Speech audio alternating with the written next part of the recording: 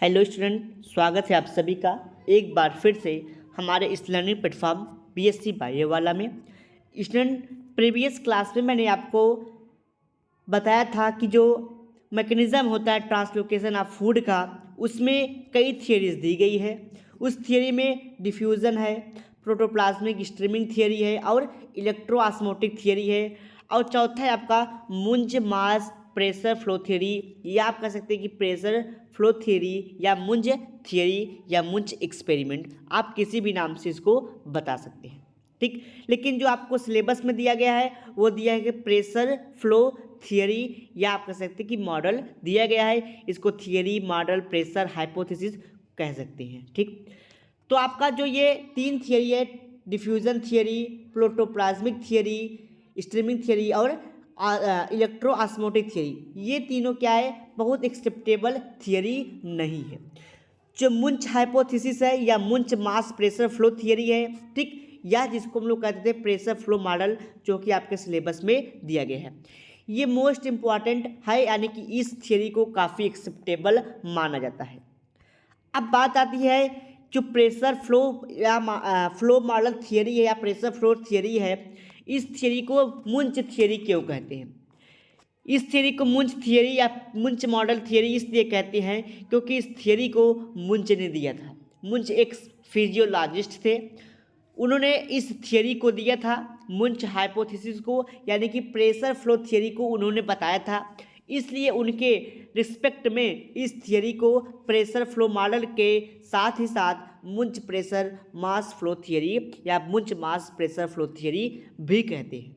ठीक, आगे समझते हैं। अब कुछ बात को समझते हैं कि मुंच प्रेशर थियरी क्या है, कैसे है। ठीक, उसके लिए सबसे पहले हम लोग एक लाइन डिफिनीशन से, यानी कि एक लाइन लैंग्वेज की बात करते हैं। देखिए लिखा है, this theory was given by Munch. इस थियरी को मुंच ने दिया था। Hence it is also known as Munch mass flow theory, इसलिए इसको हम लोग कहते हैं मुंच मास फ्लो थियरी या hypothesis. This is widely accepted theory, ये क्या है, बहुत ही एक्सेप्टेड, यानी कि बहुत ज़्यादा इस थियरी को एक्सेप्ट माना गया है, यानी कि बहुत सारे साइंटिस्ट ने इनके द्वारा, यानी कि इनकी इस थियरी पे अपना, यानी कि सहयोग किया, यानी कि अपना उसमें विचार दिया और काफ़ी एक्सेप्टेबल माना गया। किसके फील्ड में? ट्रांसलोकेशन ऑफ फूड, यानी कि फूड का किस प्रकार से ट्रांसलोकेशन होता है, इन्होंने अपने इस थियरी में बताया था। ठीक, आइए अब कुछ बात को हम लोग आपसे डिस्कशन करते हैं। जैसे मैंने आपको बताया था कि लीफ में क्या होता है, भोजन बनता है। ठीक, मान लीजिए ये लीफ है, लीफ में क्या होता है, भोजन बनता है, और वो भोजन कहाँ, भोजन में बनता, लीफ पे बनता है, और इस लीफ के द्वारा स्टेम और रूट में जाता है। ये बात आपको भी पता है कि 101% बात सही भी है। 101% बात ये सही है कि लीफ में भोजन बनता है और प्लांट के हर पार्ट में जाता है। ठीक, अगर ऐसा न होता कि लीफ में भोजन बन रहा है, रूट स्टेम तक न जाता, तो जो रूट है वो डिस्ट्रॉय हो जाता, मर जाता, जो स्टेम है वो क्या होती, मर जाती। ठीक है, तो इसका मतलब ये है कि लीफ में भोजन बनता है और रूट स्टेम तक पहुंचता है। ठीक, और आपको पता है किसी कार्य को करने के लिए ऊर्जा चाहिए, तो रूट तक अगर न जाता, तो रूट अगर न पाता भोजन, तो उसको ऊर्जा न मिलती, और ऊर्जा न मिलती तो वो सॉइल से वाटर को, मिनरल्स को एब्जॉर्ब न कर पाता। ठीक, यानी कि ये बात सत्य हो गई कि लीफ में भोजन बनता है, रूट तक पहुंचता है, और रूट तक पहुंचता है तो उसको उससे एनर्जी मिलती है, एनर्जी मिलती है तो अब आपको पता है किसी भी कार्य करने के लिए एनर्जी चाहिए, और एनर्जी कब मिलेगी रूट को? रिस्पायरेशन के थ्रू। अब उसको एनर्जी मिल गई, अब वो क्या करेगा? रिस्पायरेशन करेगा। ठीक, रिस्पायरेशन करेगा तो उसको एनर्जी, वहाँ पे उसकी क्या होगी, उसको एनर्जी मिलेगी। ठीक, एनर्जी मिलेगी रिस्पायरेशन के थ्रू, और रिस्पायरेशन कब होगा? रिस्पायरेशन जब उसको सबस्ट्रेट मिलेगा। ठीक, रिस्पायरेशन कब करेगा? जब उसको जो कि रिस्पायरेटरी सबस्ट्रेट मिलेगा। जैसे भैया अगर वो रिस्पायरेशन कर रहा है तो उसको क्या चाहिए? रिस्पायरेशन कर रहा है तो उसको ऑक्सीजन चाहिए। ठीक, रिस्पायरेशन कर रहा है तो उसको ऑक्सीजन चाहिए, और क्या चाहिए, कार्बोहाइड्रेट चाहिए, जिसके द्वारा वो CO2 को बाहर निकालेगा, H2O को बाहर निकालेगा, ठीक, रिस्पायरेशन के थ्रू। ठीक, तो इससे ये बात सत्य हुई कि भोजन प्लांट के हर पार्ट को चाहिए, ठीक, जिसके द्वारा वो क्या करेगा, ऊर्जा मुक्त करेगा, और उसी के माध्यम से, उसी एनर्जी के थ्रू जो फूड का है वो ट्रांसलोकेशन होगा। ठीक, जैसे आप लोग देखते हैं कि आपके घर में किचन है, किचन में भोजन बनता है, ठीक, फैमिली के प्रत्येक मेंबर तक वो भोजन पहुंचता है। उसी प्रकार से in same way of plant, in same way of plant you can say leaf में भोजन का फॉर्मेशन होता है, फूड सिंथेसिस इन लीफ में फूड का सिंथेसिस होता है, और वह फूड रूट तक पहुंचता है, स्टेम तक पहुंचता है। कैसे पहुंचता है, इसके बारे में मुंच ने मैकेनिज्म दिया था। क्या दिया, मुंच ने मैकेनिज्म किया, इसको एक्सपेरिमेंटली उन्होंने डिमॉन्स्ट्रेट किया, प्रदर्शित किया। ठीक है, क्या उनका प्रदर्शन था, कैसे उन्होंने एक्सपेरिमेंट किया, अब इसी बात को समझना है। ठीक ठीक, तो अभी तक हम लोग यहाँ तक की बात को समझे। अब बात आती है मुंच ने किया क्या। इन्होंने 2 ऑस्मोमीटर लिया। ऑस्मोमीटर क्या होता है, यानी कि जिसमें ऑस्मोसिस की क्रिया हो सके, ऑस्मोसिस की। ऑस्मोसिस क्या होता है आपको पता है, ठीक, ऑस्मोसिस क्या होता है तो आपको पता ही होगा। जो ऑस्मोसिस होता है इसमें एक सेमी परमीबल यानी कि 2 ऑस्मोमीटर लिया उसमें, जिसमें ऑस्मोसिस की क्रिया हो सके, ठीक, जिसमें मेम्ब्रेन होता है। ऑस्मोसिस में क्या होता है, एक मेम्ब्रेन होती है, वो सेमी परमीबल मेम्ब्रेन होती है, यानी कि सेमी परमीबल मेम्ब्रेन की तरह बिहेव करती है। ठीक है, मतलब वाटर के मॉलिक्यूल को आने देती है और वाटर के ही मॉलिक्यूल को जाने देती है। ठीक, यानी कि मतलब समझिए, जैसे ये मेम्ब्रेन है, ठीक, मेम्ब्रेन है, तो अब इसके द्वारा क्या है, वाटर जाएगा भी और वाटर आएगा भी। ये होती है जो ऑस्मोमीटर होता है, वो इस बिहेव का उन्होंने लिया। ठीक, वाटर को आने देगा, वाटर को जाने देगा। ठीक है, किसके बेस पे जाने देगा, अकॉर्डिंग टू कंसंट्रेट ग्रेडियंट। जैसे भैया आपको पता है, अगर ये कोई कंटेनर है, अगर इसमें किशमिश रख दिया जाए, अगर वो किशमिश फ्लैसिड यानी कि एकदम सिकुड़ा हुआ है, अगर आप इसको वाटर में रखेंगे तो वाटर इसके अंदर इंटर करेगा, इसमें वाटर क्या करेगा, इंटर करेगा। और अगर वही आपने ग्रेप्स रखा है, ठीक है, ग्रेप्स रखा है, और अगर इसका कंसंट्रेशन क्या है, हाई कंसंट्रेशन है, तो क्या होगा, वाटर का मॉलिक्यूल बाहर निकल जाएगा। यानी कंसंट्रेशन ग्रेडियंट के अकॉर्डिंग वाटर का यानी कि ऑस्मोसिस वहाँ पे होगी, वाटर आएगा और वाटर जाएगा। ठीक है, किसके बेस पे जाएगा, कंसंट्रेशन ग्रेडियंट के बेस पे। अब इन्होंने क्या किया, जो ऑस्मोमीटर लिया था, ठीक है, उन्होंने क्या किया, तो ऑस्मोमीटर लिया। ठीक, अब इस बात को हम लोग फिगर से समझते हैं। ठीक है, इन्होंने क्या किया, ये 2 ऑस्मोमीटर लिया, एक ऑस्मोमीटर ये है और एक ऑस्मोमीटर ये है। ठीक, यानी कि आपको जो दिख रहा है ये ऑस्मोमीटर है। ठीक, ये ऑस्मोमीटर ए है और ये ऑस्मोमीटर बी है। जो ये ऑस्मोमीटर ए आपको दिख रहा है, इसकी तुलना उन्होंने लीफ से कर दी। किससे कर दी, लीफ से। ठीक, यानी कि इन्होंने क्या किया, जो ऑस्मोमीटर ये ए है, इसकी तुलना इन्होंने किससे कर दी, ऑस्मोमीटर ए की तुलना इन्होंने लीफ से कर दिया, और जो ये ऑस्मोमीटर बी है, इसकी तुलना इन्होंने रूट से कर दिया। ठीक, ऑस्मोमीटर बी की तुलना इन्होंने रूट से कर दिया। और जो ये ऑस्मोमीटर होता है वो कैसा होता है, सेमी परमीबल मेम्ब्रेन का बना होता है। ठीक है, सेमी परमीबल मेम्ब्रेन का बना होता है, यानी कि सेमी परमीबल इन नेचर का होता है। इसका मतलब ये वाटर के मॉलिक्यूल को आने देगा और वाटर के ही मॉलिक्यूल को जाने देगा। ठीक, अब इस दोनों ऑस्मोमीटर को एक अलग अलग बीकर में रख दिया। ठीक है, यानी कि 2 मान लीजिए कैसे ऐसे ऑस्मोमीटर लिया, ठीक है। जो ए ऑस्मोमीटर है इसको इन्होंने लीफ बता दिया और बी वाला जो है इसको इन्होंने रूट बता दिया। जो ऑस्मोमीटर होता है वो सेमी परमीबल मेम्ब्रेन की तरह कार्य करता है। अब उस दोनों ऑस्मोमीटर को इन्होंने एक बीकर में रख दिया। ऐसे मान लीजिए कि उन्होंने 2 बीकर ले लिया और इसी बीकर में ऑस्मोमीटर ए और ऑस्मोमीटर बी को रख दिया। ठीक, आगे समझते हैं। ऑस्मोमीटर ए और ऑस्मोमीटर बी को उन्होंने किस में रख दिया? बीकर में रख दिया। ठीक है। अब क्या हुआ, और दोनों ऑस्मोमीटर को एक ट्यूब के द्वारा, ठीक है, एक ट्यूब के द्वारा इसको जोड़ दिया। ठीक, एक ट्यूब के द्वारा इन दोनों ऑस्मोमीटर को उन्होंने क्या कर दिया? जोड़ दिया।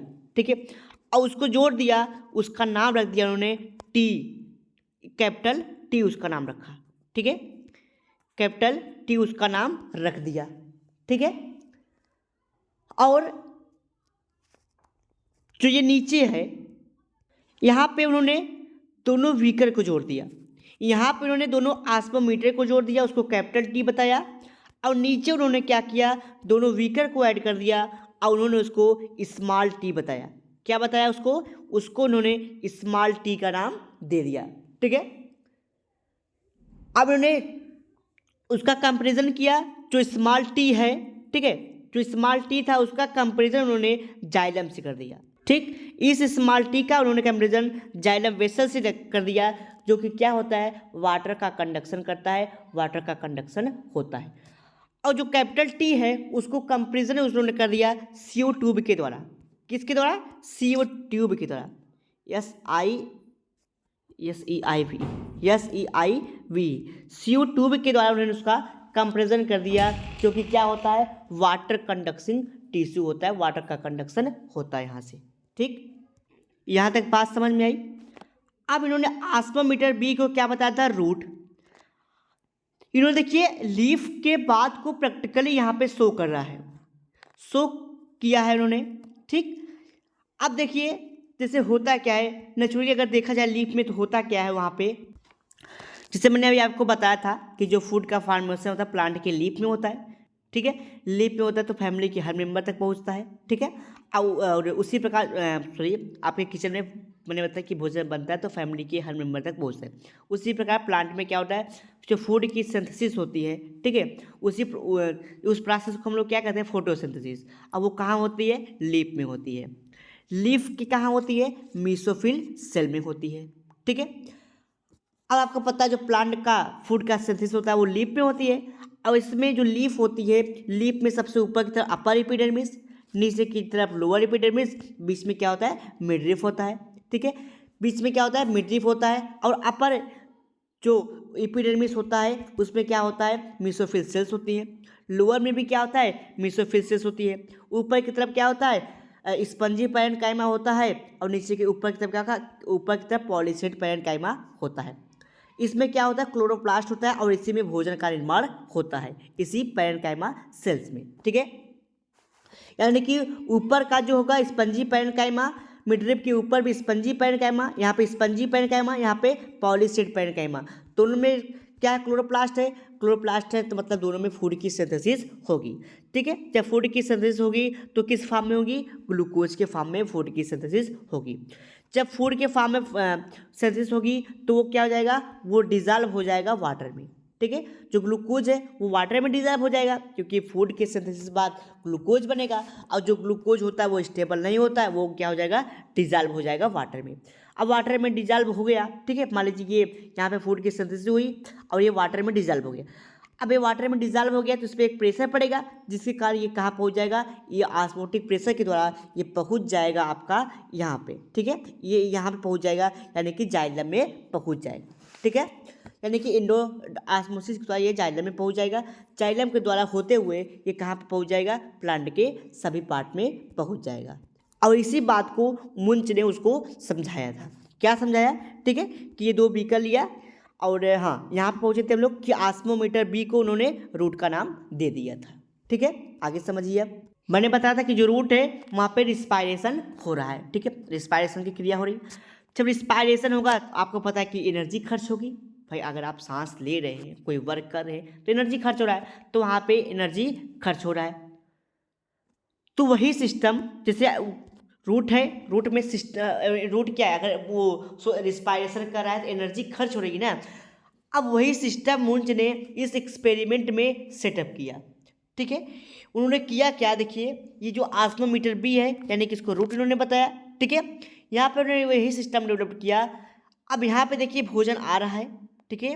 रूट पे मान लीजिए कि भोजन आया, ठीक, भोजन आया और भोजन का रिमूवल हो रहा है, मतलब समझिए फिर से।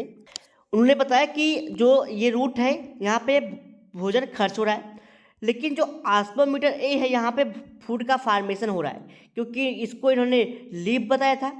और लीफ बताया था तो लीफ में क्या है, फूड की सिंथेसिस हो रही है। अब फूड की सिंथेसिस हो रही है तो सीव ट्यूब के माध्यम से होते हुए ये कहाँ पहुँच रहा है, आस्मोमीटर बी में, जिसको यानी कि जिसको हम लोग कैपिटल टी से सीव ट्यूब को प्रदर्शित किए हैं, ठीक है। अब यहाँ पे देखिए कि आस्मोमीटर ए में यहाँ पे फूड की सिंथेसिस हुई, यानी कि इसको इन्होंने लीफ बता दिया, ठीक है। इसको इन्होंने लीफ बताया, लीफ में क्या भोजन की सिंथेसिस हुई। अब इस पे देखिए, अब भोजन की सिंथेसिस हुई तो क्या बनेगा, यहाँ पे ग्लूकोज बनेगा, ठीक। अब यहाँ पे जब ग्लूकोज बनेगा तो ग्लूकोज क्या है, वाटर में डिजॉल्व हो जाएगा, इसमें डिजॉल्व हो जाएगा तो इस पर एक प्रेशर पड़ने लगेगा। जब बहुत सारी मात्रा में फूड की बन जाएगा तो ये भरता चला जाएगा, एक टाइम आएगा कि इस पर प्रेशर पड़ेगा तो ये जो भोजन है ये फ्लो करते हुए यहाँ पे पहुँच जाएगा। जब ये फ्लो करते हुए यहाँ पहुँच जाएगा तो ये रूट है, रूट क्या करेगा, एनर्जी खर्च करेगा, रिस्पायरेशन करेगा। जब ये एनर्जी खर्च होगी यानी कि मतलब ये रिमूवल ऑफ शुगर होगा, यानी कि मान लीजिए कि यहाँ पे एनर्जी खत्म हो रही है, एनर्जी खत्म हो रही है तो यहाँ पे शुगर क्या होगा, घर तक यहाँ से भोजन आता रहेगा और यहाँ से ये खर्च होता रहेगा, ठीक है।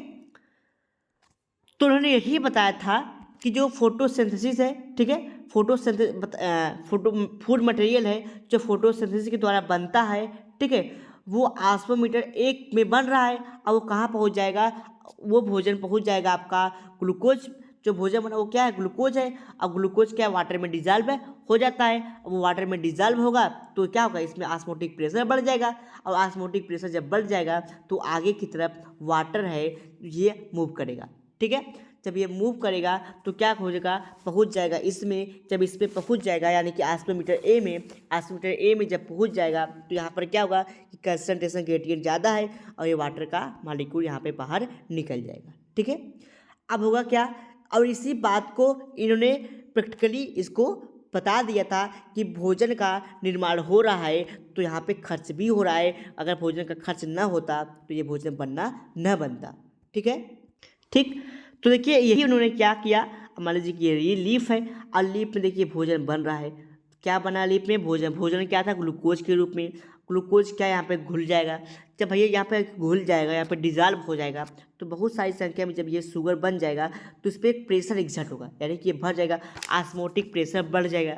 तो आस्मोटिक प्रेशर जब बढ़ेगा तो इस पर एक प्रेशर पड़ेगा, तो ये प्रेशर के कारण ये सीव ट्यूब यानी कि टी जिसको सीव ट्यूब कहे हैं, सीव ट्यूब के होते हुए ये आस्मोमीटर बी में फूड मटेरियल पहुंच जाएगा, ठीक है।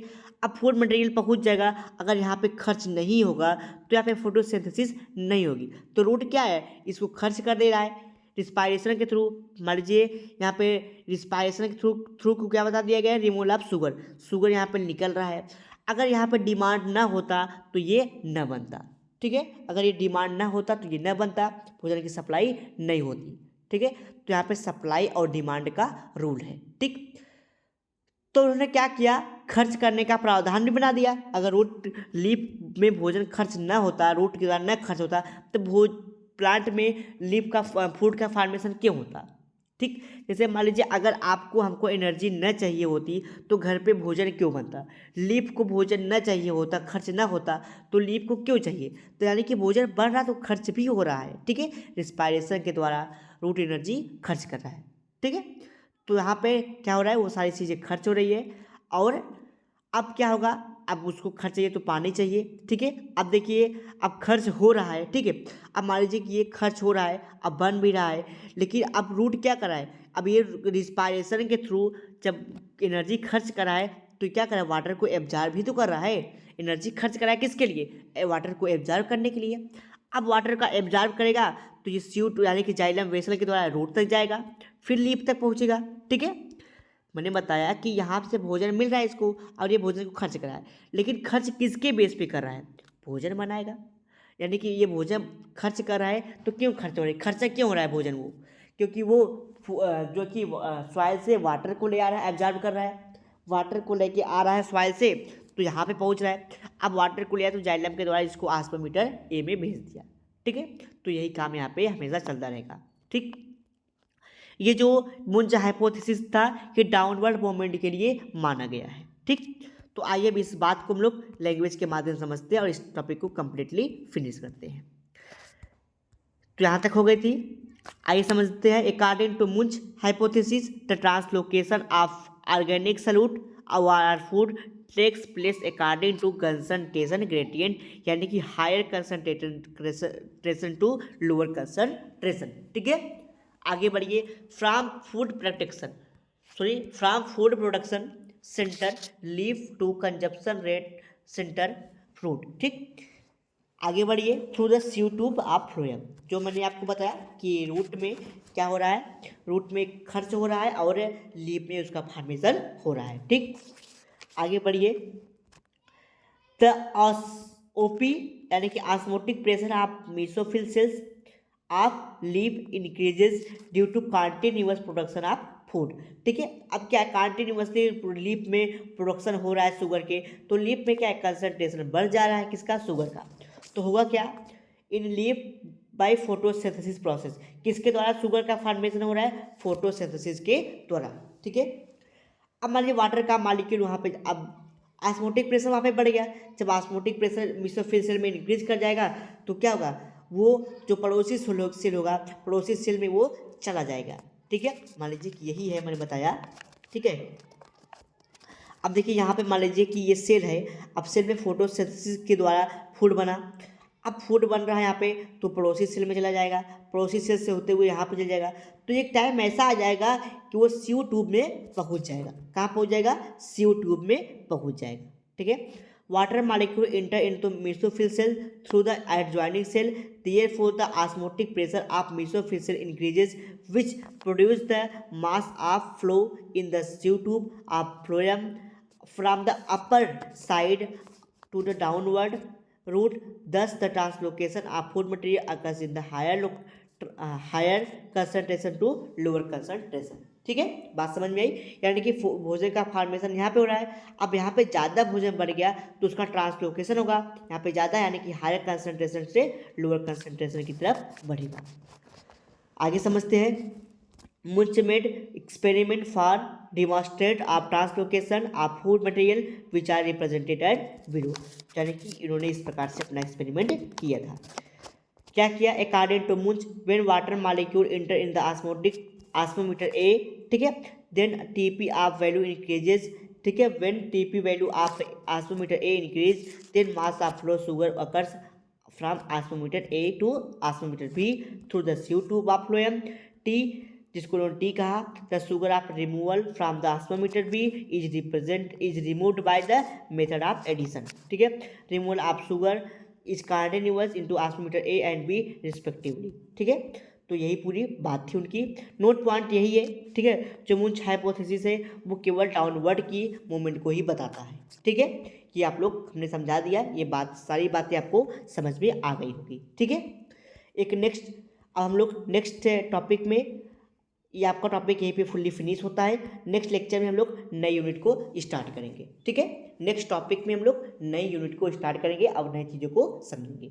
अगर आपके कोई डाउट, कोई क्वेरीज, कोई क्वेश्चन है तो आप कमेंट बॉक्स में अपने डाउट, क्वेरीज, क्वेश्चन को पूछ सकते हैं, ठीक है। अब हम लोग एक नए यूनिट के साथ आएंगे, नए यूनिट को स्टार्ट करेंगे, ठीक है। वीडियो अच्छा लगा तो वीडियो को लाइक कर दीजिए। चैनल पर पहली बार है, चैनल को सब्सक्राइब कर लीजिए, बेल आइकन दबा लीजिए ताकि आपको डेली की डेली नोटिफिकेशन से मिलते रहे और आपकी बीएससी सबमिशन तैयारी अच्छे से हो सके।